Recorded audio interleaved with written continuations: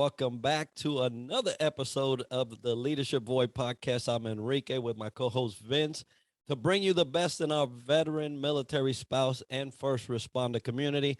And Vince will introduce today's guest. Well, thanks, Enrique. Yes, definitely. Hey, we already passed the 15th of the month of June. Here we are, culminating this month. But what a pleasure, what an honor to have Dr. Russ Barnes here with us. He's the CEO of Systro Solutions from the greater Tampa Bay area down the street from us. Welcome to the show, Dr. Russ Barnes. Tell us a little Oh, bit about you.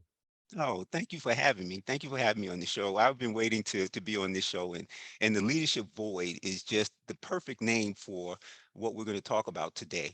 A little background about me, just for context, is I grew up in New York. I was one of eight kids. I was the third of eight kids. My two older brothers were 5 years older than me, 6 years older than me, and then the next brother was 3 years younger than me. I put that in for context because it has a lot to do with my leadership evolution in my life. For a long time, I was the baby. For a while, I was this little only child, and then for a while, I was the older brother for many years, and that gave me an adaptive perspective. My dad was a truck driver. With that many kids, going to college was just not going to be an option unless I found a way to do it. Got an ROTC scholarship, and that's what brought me into the military to begin with. I planned on doing 4 years, getting out and making some real money. And after a 27-year detour, I retired at the rank of colonel. I was a B-52 radar navigator for 11 years, and then I was a staff geek for 16. Most of those years were spent, 9 of those years were spent in joint duty, which many people may not know what that means, but I worked at the Pentagon on the joint staff. I worked at European Command. I worked at Central Command. I worked at Strategic Command. And these were all areas of the service where I was working with members of the other services in combination to get the work done. So, in quick, that's a little bit about my background to give the folks some context. Great background. And hey, folks, there's three New Yorkers on this episode today. It might get funny, it might get hairy, but we're taking it with stride. Doc That's right. Barnes, it's so good to know that with your upbringing, with your family dynamic, you still found a way to get into the Air Force and make it a career. Wow, wow, wow! What a long time you served. I'm also from the Purple Nation, and people in the joint know what purple means. That's right. Um, and so it's amazing not only the career you had in the Air Force, but what you're doing now. So tell us a little bit more specifically about Sistro Solutions. So number one, I'm gonna back up a little bit and just say that I've always had an entrepreneurial mindset. When I was a kid, I was always trying to find ways to make money. Of course, with that many kids in the family, there wasn't a whole lot to go around. And if I wanted to have some things, I was gonna have to find a way to pay for it. So I've always had that mindset. And as I mentioned, I planned on doing 4 years in the military and then getting out and making some real money. That was going to be the payback for my scholarship. And then after that 27-year detour, I was now at that point where I said, this is my opportunity and I'm not going to pass up on this opportunity. And I did not want to work for anybody ever, ever, ever, ever again. And that was my driving motivation to really pursue the entrepreneurial path. Now, there's nothing wrong with the corporate path, but I just wanted freedom to have to make the decisions, to not have somebody tell me no, to not be able to make the money that I wanted to make if I wanted to do that. So I started out on the entrepreneurial path. Really didn't know a whole lot about it. So my first business out of the military was a franchise. And I told you I retired as a colonel, and the first franchise was a leather restoration and vinyl repair business. I was fixing people's stuff. And nobody got it. They didn't, what do you know about fixing leather? What do you know about fixing, this stuff? And you're not, my wife said, you're not good with your hands. Why are you doing this job? And what nobody realized was that I was really learning to be a CEO. And when I made that transition, I said, I'm back at a second lieutenant. I'm a second lieutenant again. I'm not a colonel. In my post-military career, I'm a second lieutenant. I actually did not put colonel on anything I did for the next 3 years. First 3 years after I retired, and since I didn't know what I wanted to do, that was why I picked that particular business, and I learned a lot. about being in business, hands on, in the trenches, working my way up from right at the bottom. And I learned some things while I was going through that journey, which is that there is a period of business growth where I call it the pre-profitability stage now. I didn't have that term back when I started. It was an evolution. And what that means is what does a business owner do before they have money, before they have people, and before they really know what they need to know in order to be successful in business? At that point, the Small Business Administration, Small Business Development Center, SCORE, they can't help them because those folks, those agencies need you to have people. They need you to have a revenue stream. They need you to have some knowledge that they can build upon. So I became obsessed with trying to figure out how do I help a business owner in the pre-profitability stage. And that's what brought me to Systro Solutions. That's also what brought me to the PhD, because as I was trying to solve that problem, it became bigger than I could manage on my own. So I needed help. Since I had my GI Bill and the opportunity to go into a PhD program, I already had two master's degrees. I used that PhD program to help me frame what I do with Systro Solutions. My PhD is in organization development, and my dissertation is organization design for small business, a discovery of how to I forget the complete title of it, but it was basically a discovery of basic business fundamentals for executing a purposeful path to profitability.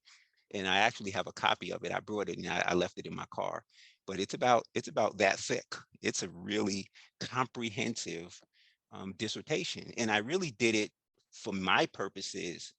um, of course, I earned a PhD, but I did it for my purposes. I use it as a reference document and I use it as a guide, and it shapes and frames what I do with Systro Solutions, which is strategy development and organization design for small businesses in the pre-profitability stage. So that was a long answer, but it gives you the full trajectory of how I came to doing what I'm doing today.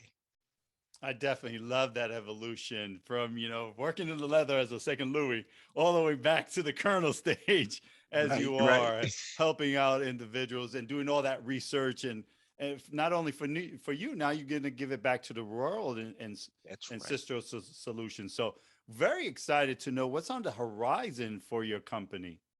So the definition that I use of strategy, because for the small business owner in the pre-profitability stage, you cannot be complex. They don't have time for that.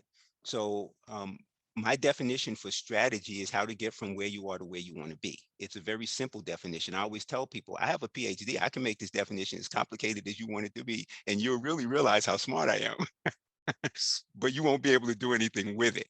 With this definition, you can do something with it because there's three components. Where are you? Where do you want to be? And how do you connect the dots? So I drink my own Kool-Aid.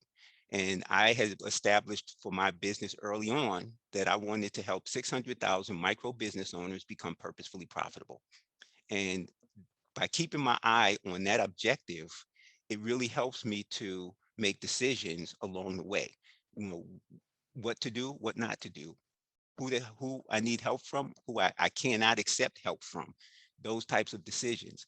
So by setting a goal and a target like that, it let me know that I can't do coaching and consulting and website webinars and workshops and those things and hit that goal. There's not enough hours in the day. So I needed to automate. I knew from day one I needed to find some way to create something so that the small business owners in the pre-profitability stage could go in on their own, self-paced, self-directed, and get the actionable work done. Not knowledge, not understanding, not education, actionable work done. And so I have created, and so in looking at that definition, we have to first figure out where you are. So I've created an assessment, and it's a very powerful assessment. You can access it on my website. And when people were raving so much about how just taking that assessment helped them with their mindset, I knew I had something there.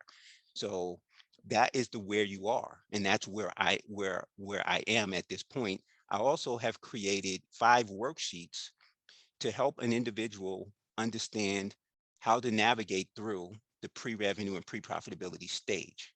I'm in the process of automating that as well. And again, keep in mind, I'm not trying to educate small business owners or teach them.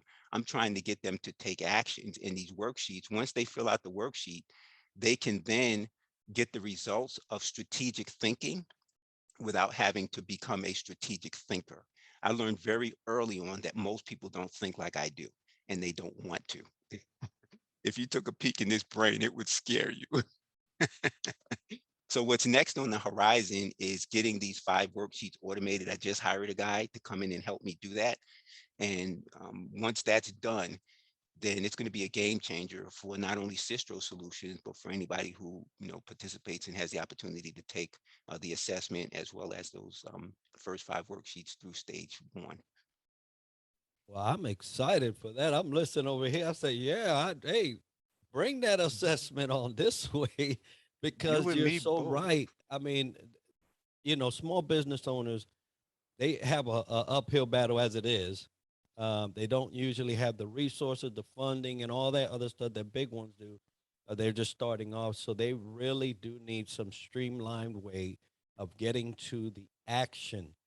And I think you have a gold mine there, Doc. And I wish you all the best. Now, we're talking about leadership void, the leadership section of what we're about to talk about. It usually deals with the individual, right? The person, the leader. So, what is there? Is there something that you do on your spare time to help you thrive in your professional life? Yes. And so I said I was going to do 4 years in the military and I was going to get out and make some real money. Well, my personality is from the Myers-Briggs test, my personality is introverted. And from early on in my career, I was wondering how I was going to manage as an officer in the military. And that fascinated me. So back then, I started studying leadership at a very intense level to understand how I was going to perform, effectively and perform well. For the majority of my career, I did not really understand. It was fairly uncomfortable to understand why I just didn't like the way leadership was done in the military.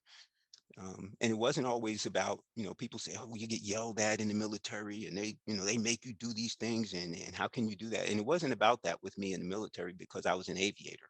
So I was on the airplane, I was in the flying community, and leadership, as well as, the environment of interaction is very different in the flying community. In fact, that's one of the reasons why I went into the flying community, because I said, I won't survive if I just try to do some type of a desk job in the military. I loved computers and I really wanted to go into computers in the military, but I said, I will not survive in that environment. So I need to be in the flying game. And I was fortunate enough to be able to get in. That's another long story. So having that perspective on my military career and the fact that they kept promoting me, which I couldn't figure out, because I said, I don't think like them. I don't act like them. In most cases, I'm disagreeing with everything that they tell me to do. And why do they keep promoting me? And so what I learned later on down the line was that I got results, and many other people weren't. And that made a gate, that was a differentiator for me. So I lay that groundwork to say that when I went through the Air War College, they gave me, they had us all take the Myers-Briggs test. And when I took the Myers-Briggs and, coded out as a INTJ, and the I being for introvert, and then I began to study what that meant, I realized that I had a power that um, was unique and different. An introvert power is preparation. So an introvert is in their head, very introspective. And so if you are an introvert, you will not say anything until you know what you're talking about. Extroverts, on the other hand, learn while they speak. So they're talking and they're talking their way through, but they're processing. And that drives an introvert up the wall because the introvert is going, wait a minute ago you said that, and then you said this, and then you just changed. And now this is 180 degrees from what you started. Can't you make up your mind what you think? So that being the case, um, that kind of led me into this idea of, of personal preparation. and how am I going to be prepared to do what I do. And so I always offer the introverts, I say, look, if you are prepared, then you will present as an extrovert, because once an introvert knows what they're talking about, you can't get them to shut up, you know, just like now. No, hey, this is great, Doc. I appreciate your, you produce results, and it was great. I am an ESTJ, so I am There one you of go. those. You So too.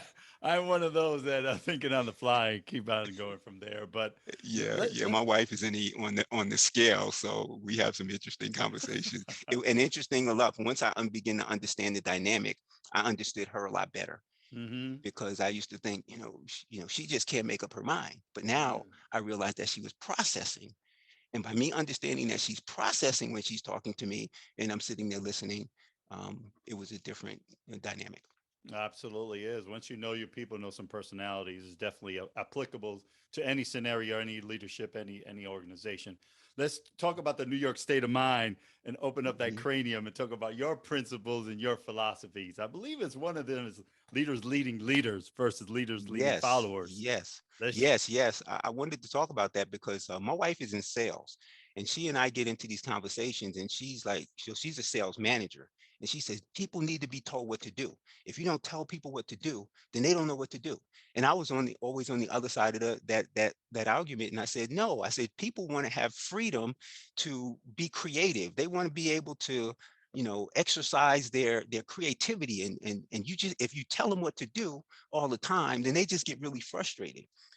And she and I had this conversation for years. We just going back and forth like this for years. And I met a guy who was also in sales, and we were having this conversation, and everything he was saying was just the same as what my wife was saying. So then I said, wait a minute. I said, there's a perspective here that I may have been missing. And then I thought about my military career. And remember, I was an officer and I was an aviator. So we flew as a crew, and we had one enlisted person on the crew, the gunner, until they got rid of the gunners on the bombers. And the pilot wrote the gunner's EPR. I never had to write an EPR. And even when I left the aviation business, I went into staff, higher headquarters staff jobs, where all of the people who worked for me were officers. So I never worked with people who needed to be told what to do, who wanted to be told what to do. And what that did for me at that moment was to realize that I was a leader leading leaders, whereas my wife and this other guy were leaders leading followers. And this is not a positive or a negative thing. It's simply a matter of what career did you go into and what does that career entail? So by me being a leader leading leaders, I was always around people who wanted to be creative. They wanted to demonstrate their ability to take on a task and complete it. And they didn't want you micromanage them, you know, in their face all the time, over their shoulder all the time, telling them what to do. In my leadership evolution, as I had mentioned earlier, I did not like the way that I was led from that perspective, because people would, the senior officers would tell me, I want you to do this. And I would say, okay, but that's not a smart way to do it. Of course, I wouldn't use those words. There's a better way to do that, and just let me do it and I'll get it done. And so this was a constant friction with me in terms of, look, if you want me to do it, tell me what to do and I'll do it. If you want me to do it your way, then you need to do it, because I can't do it your way and I won't do it your way. And so that was a constant friction with me throughout my military career. And so when I became a leader in a leadership position, I said, I'm not going to do that to the people who work for me. I'm going to let them see the bigger picture. I'm going to help them to understand where their strengths are within the context of this division. And then I'm going to let them do what they do. So that was why I felt like, okay, I'm a leader leading leaders. So now where does that come in the context of other leadership? What most people do in their organizations is they take the leaders in their organization and they will give them feedback like, you need to be more in compliance with what this organization does. You need to, follow the script. You need to do what we're telling you to do. You're too much out on your own. You're trying to be too creative, and you try to put them into that box of, controlling. And then you take your followers. I really don't like that word, but hopefully people understand in the context. So you take your followers who are also very highly productive. They just need more guidance, and I'll put it that way. So you take them and you say, you need to be more creative. You need to, step out of the box. You need to, take some initiative. So what you're doing is actually the very opposite of what you should be doing. You should be telling your leaders in your organization, okay, who I know you're going to go. So here's what you need to do. Just come back to me whenever you need some assistance, and you go. And then you tell your followers and say, okay, here's the guidance. Here's what I need you to do. And here's, what you can do to be most productive. So I just wanted to bring that out as part of the conversation, because it was an epiphany for me when I realized it. And I think it's a game changer for people when they start looking at the organizations and saying, hey, maybe I am treating my leaders in a micromanaging way that is causing them friction, and I'm treating my followers in a way that is causing them friction, because they're happy to have the guidance. So that was one of the things I wanted to bring out.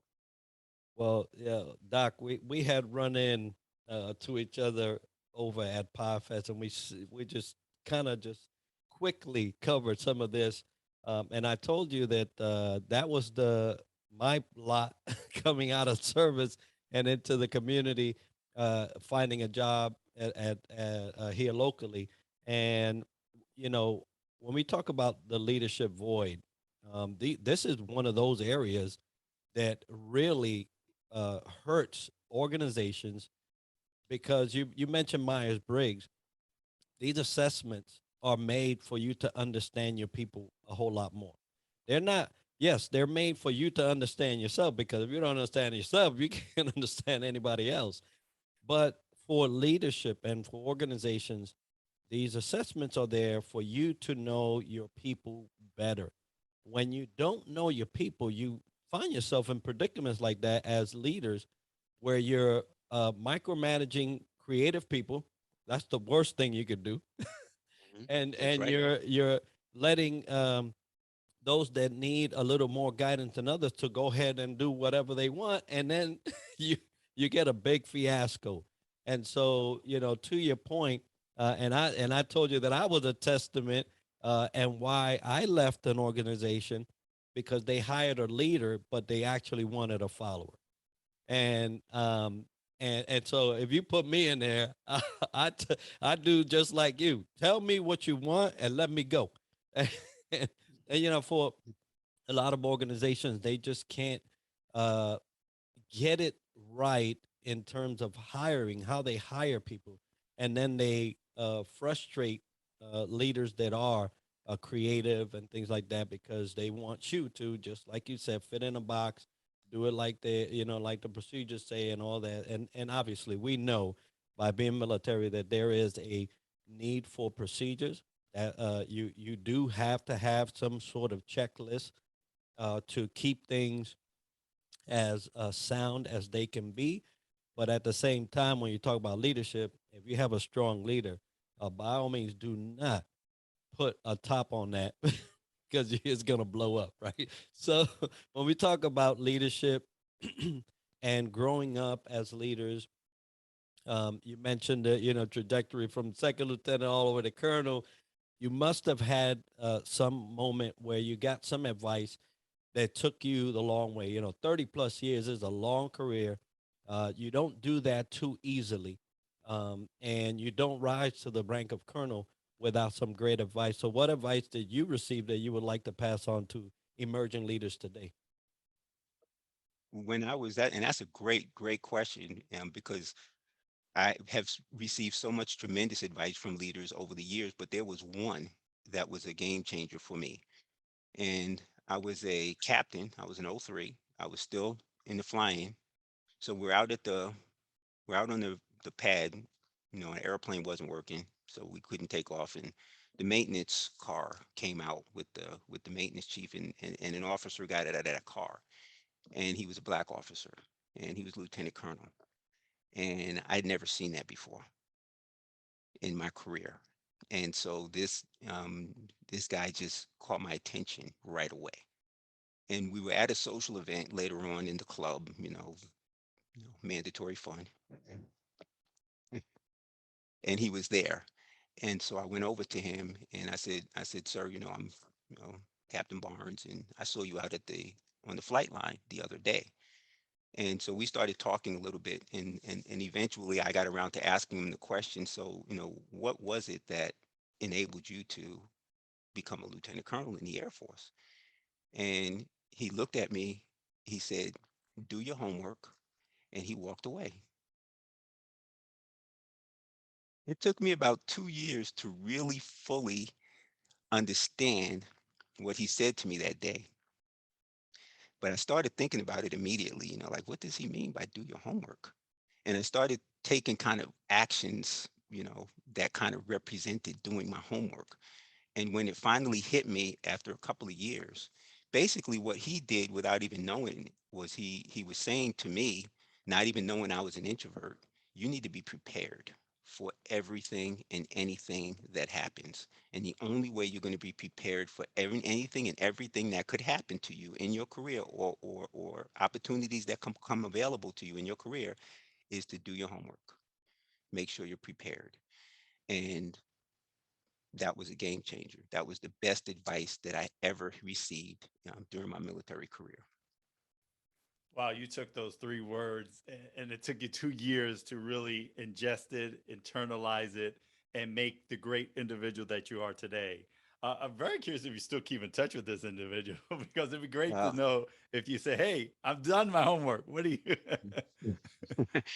I do not keep in touch with him, although I would love to. He retired as a general, a 1 star, General Hank Taylor. He actually had received his 2nd star and elected not to stay on active duty. So he turned down his 2nd star and left. But this was an individual who was prior enlisted, became an officer. As an officer, was promoted to every rank at the maximum below the zone. So he made full colonel in 16 years as an officer, which is blazing speed. And then they put him on ice for a long time, before he got his star. And so that was something he and I had a conversation about, because we were stationed at the Pentagon at the same time. So I ran into him quite frequently at the Pentagon and had an opportunity to have lots of conversations with him. But since he retired and since I retired, we haven't kept in touch. But I would definitely love to do that.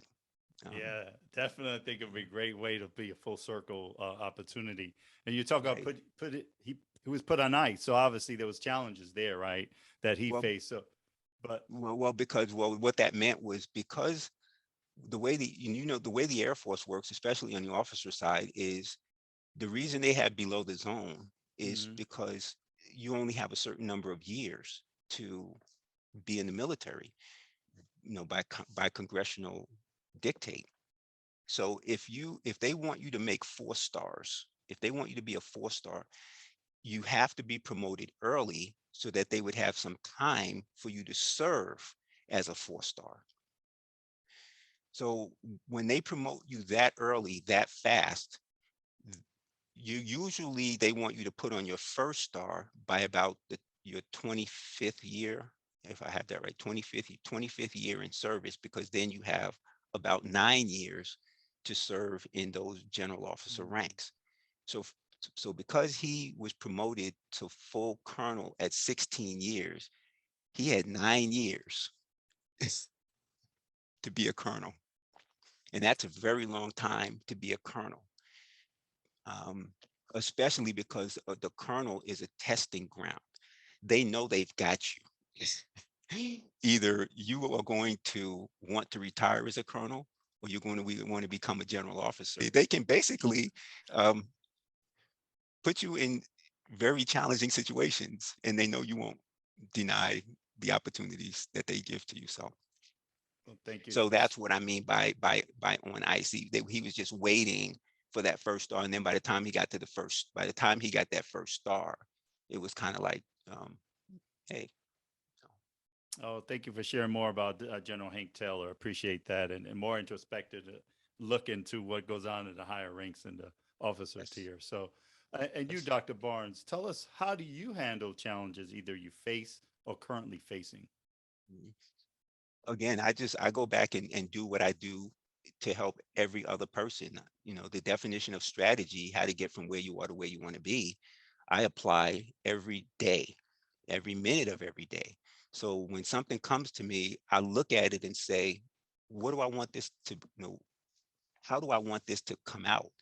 What does success look like in this particular opportunity that has been presented to me?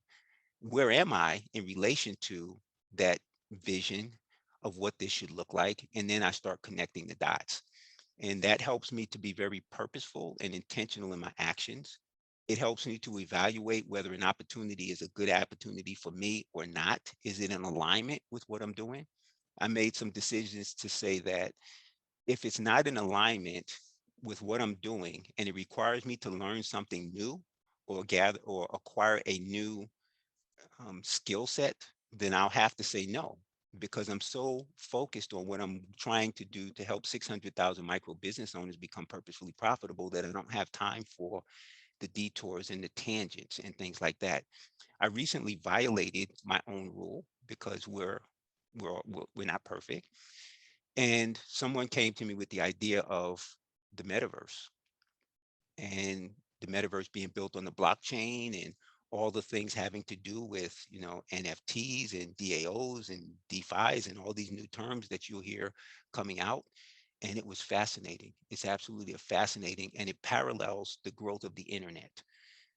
And so since I saw the growth of the internet, now I'm seeing the growth of the metaverse.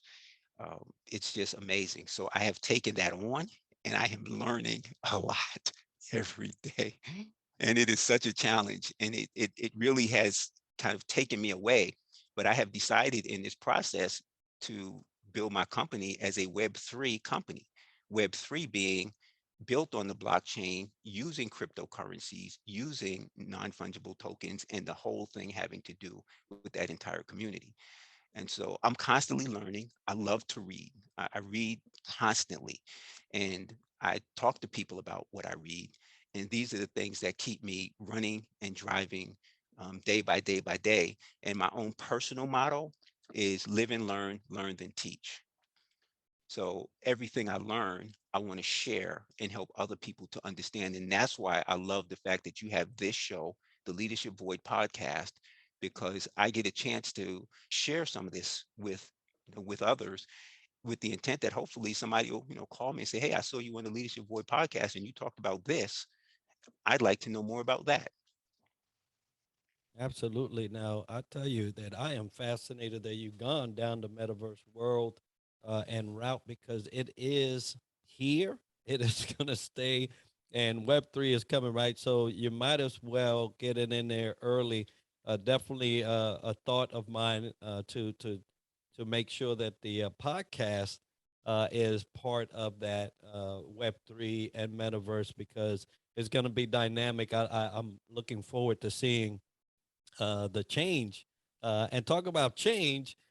You had many areas in your life that you was able to experience change, coming from New York into the Air Force, getting into the aviation community or the flying community. PhD. I mean, so many things, and we connected during PodFest when we're talking about military con and all the areas that we see where military people are involved. So when it comes to change, how do you face those times of change? Mhm. Um, I also learned a while back that people don't mind change. And I used to use the analogy, if somebody came and dropped $1 billion on your desk and said, this is all yours, tax free, free and clear, are you going to like keep your life the way it is? No. You're going to make a lot of change really fast. But the difference is those are changes that you determined. Those are changes that you directed. Those are changes that you want. Those are changes that are exciting to you. What people don't like is they don't like being changed, and they don't like having changed forced upon them without having a say in that change. That's what people resist. So when I look at myself relative to change, when I start feeling that resistance and I start feeling that friction, I know that this is not a change I want to make. And I have to process that idea and say, why don't I want to make that change? What's causing me the problem and the issue? And in many cases, it does have to do with freedom, and I want to control my time, and I don't want anybody. I can't stand people telling me what to do. I never have, never will. And this is something I understand about myself. So but I will not reject the idea of change. I will just process it and I'll think it through and say, does this change make sense or does it not make sense? That's why I went into the metaverse community, because that's a massive change. And it was something that I said, I had told myself I wasn't going to make any more change. I was going to focus on what I was doing with Systro Solutions. But when this came into the picture, it just made complete sense. So I have embraced the change. I have attacked the change. Um, that's my way of dealing with and handling change. And when I look at other people, I'm very sensitive to the fact that they don't want to be changed. So I try to have a conversation with them about, well, what is it that you want to do? When I work with my clients, I don't tell them what to do. We sit down and we start and say, okay, what does success look like for you? What does success in your business look like for you? How much money do you want to make? What's most meaningful about your skills and what you bring to the table and how you help people, how you intend to help people? Now they take ownership and it belongs to them. And then I give them the assessment so we both are on the same page. And then we connect the dots collaboratively. We co-create that path. And so now they've had a say in the change. And that's what makes it effective and different than what many other people are doing in terms of sort of the coaching, the consulting, mentoring and those sorts of things. You know what? If you're going to drop $1 billion, let me know. So I'm ready for that change too. But I mean, that is a great parallel in thinking about it, right? About because that is a change that is monetary, but it's fruitful in so many levels. Change is fruitful too, but to your point, if you don't have skin in the game, probably don't even know if it's worthwhile that $1 billion change coming down the forefront for the mission, right? So Right. investing on people to have them understand more information is key and have them under value the change coming in as far as having that skin in the game is always That's a right. plus. I think that's great. It And really this is. is, yeah, it certainly is, Dr. Barnes. And uh, this is a great opportunity for folks who that have been listening and says, oh man, I want to get a hold of Systro Solutions or Dr. Russ Barnes. So how do the audience go about in doing that? First of all, I'm on LinkedIn. I'm all over LinkedIn. If there's anything you want to know about me, go on LinkedIn. I've posted articles there. I have my profile there. I describe very well what my intentions are there, and I make connections. And I actually have some really long conversations on LinkedIn. That's not what it's meant for, but it's just the way it turns out sometimes. So number one, LinkedIn. www.linkedin.com/in/RC Barnes. That's my LinkedIn address. And if it says Colonel Russ Barnes on it, then you have the right one. I have a son who's also named Russ Barnes, and believe it or not, he's doing better than me. So, so you might find him out there as well. But Russ Barnes is actually a very common name too. I just didn't know that. So LinkedIn is number one. Number two is to go to my website, um, systrosolutions.com, and you'll be able to contact and connect with me there. A lot of good information on that site. And then the third one is send me an email. Many people don't like email, but I am an email junkie. I love to get email because I can respond to you at 3 in the morning. I can't respond to you and won't respond to you on the telephone call at any time during the day. But I will certainly respond to you on an email. And my email right now is Russ, RUSS, at systro.org, SYSTRO.org. That may shift over to systrosolutions.com because that's my primary website right now. But at this point in time, that is the email, and it will always be available. Even if I shift over to another primary for business purposes, russ@systro.org will always be available. Outstanding. We'll have that as part of the show notes and videos so that folks can get a hold of you, Doc. Thank you so much for sharing your day with us. And folks, if you want to get a hold of the Leadership Void podcast, the leadership void at gmail.com is where you'll send that correspondence. We love to hear from you. If you have a topic that you would like for us to cover or a guest that you would like for us to be featured on the show, we'd love to see that. Vince and I will curate that and make some things happen. But today it is Russ Barnes, Colonel, Doc. What else we want to put on there? But it's That's been right. great to share this platform with you, brother. It absolutely has. It's been a pleasure. I've been looking forward to this for a very long time, and it has exceeded my expectations. So thank you very much for having me. And it exceeded ours as well. So thank you for that. To talk about exceeding, we hope our guests exceed by heading this subscription drive. All we need is 7 more folks to hit our goal. Once you do is go to our YouTube channel, The Leadership Void. Enter into a drawing to win this wonderful book by Scott McGregor. It's called Standing O, the Salute Edition, Lessons in Gratitude, signed by Scott McGregor, autographed by that. Look at it. It's a great book. 7 more people, all we need. Hit us there. We'll love to have you there. Couple other things we do every 1st and the 15th. We do radio check. Time to get a hold of our community, both first responder and military, come together and just chat and just share resources, share opportunities, share what challenges they might have. So 1st and the 15th, 1900, 7 p.m. Eastern Standard Time on LinkedIn Live. And just like always, we thank the Home Team Mortgage, our sponsor for these wonderful shows. But today is all about Dr. Russ Barnes. Thank you again, Colonel Barnes. Thank you, sir. It's been a pleasure for being with Can you I say today. one more thing? Because you just Absolutely. pointed something out, and that is that I have a podcast called the Purposefully Profitable Podcast that you can access. I have a book called 15 Things You Need to Know to Be Purposefully Profitable, Small Business for Service Members. And that's available. And many people tell me that it's not only for service members, that people who are not service members can benefit from using that book as well. So I wanted to make sure that people are aware of that. There you go. Podcast in the book. And hopefully we'll get a copy so we can put it out there as well for other folks. But again, Dr. Barnes, thank you so much for being here. It's been a pleasure. Have a great day. You too. Thank you very much.